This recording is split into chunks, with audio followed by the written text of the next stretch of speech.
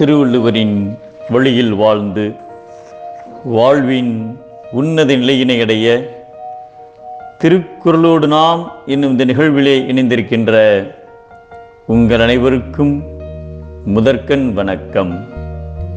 குறள் எண் 941.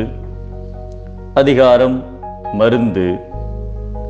மனிதனின் உடலில் நோய்கள் வருவதற்கு காரணம் கடவுளின் கோபம்தான் என்று பழங்கால மக்கள் நம்பி வந்தனர். அதனால் கடவுளுக்கு பலியிடுதல், படையல் போடுதல், வேண்டுதல் செய்தல் போன்றவற்றில் ஈடுபட்டனர். இந்த மூட நம்பிக்கையை முதலில் தகர்த்தவர் கிரேக்க நாட்டைச் சேர்ந்த ஹிப்போகிராட்டஸ். நவீன மருத்துவவியலின் தந்தை என்று போற்றப்படும் இவர்தான் மனித இனத்துக்கே புத்துயிர் அளித்தவர் என்ற பெருமைக்குரியவர். கிரேக்க நாட்டிலுள்ள காஸ் தீவில் கிமு 460ஆம் ஆண்டு பிறந்த இவரது தந்தை ஒரு மதபோதகர் ஆவார். முன்னோர்களின் கருத்தில் நம்பிக்கை வைக்காமல் சுயமாக சிந்திக்க ஆரம்பித்தவர்.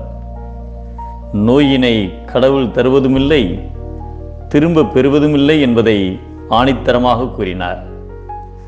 மனித உடலை ஆய்வு செய்து நோய்க்கான உண்மையான காரணத்தினை அறிந்து சிகிச்சை பெறும் வழிமுறை ஏன் இல்லை என்று யோசித்தார்.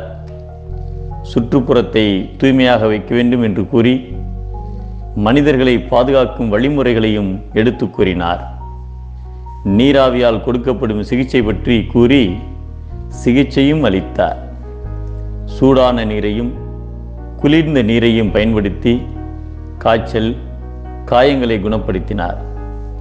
குளிர்ந்த நீர் மனிதனின் உடல் வெப்பநிலையினை சீராக வைக்க உதவுகிறது.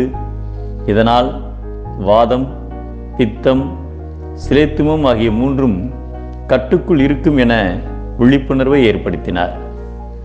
நோயின் காரணம், அதனை அறிந்து குணப்படுத்தும் வழியை காண வேண்டும் என மருத்துவர்களுக்கும் அறிவுரை வழங்கினார்.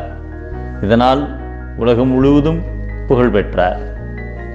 மனித இனத்தின் ஆயுள் அதிகரிப்பதற்கு நவீன மருத்துவ அறிவியலை தொடங்கிய ஹிப்போகிராட்டஸ் முதல் காரணம். தற்போது மருத்துவத்துறையில் பட்டம் பெறும் மாணவர்கள் ஹிப்போகிராட்டஸின் பெயரில் மனித இனத்திற்கு சேவை செய்வதாக உறுதியெடுப்பது நாம் நினைவில் கொள்ள வேண்டும்.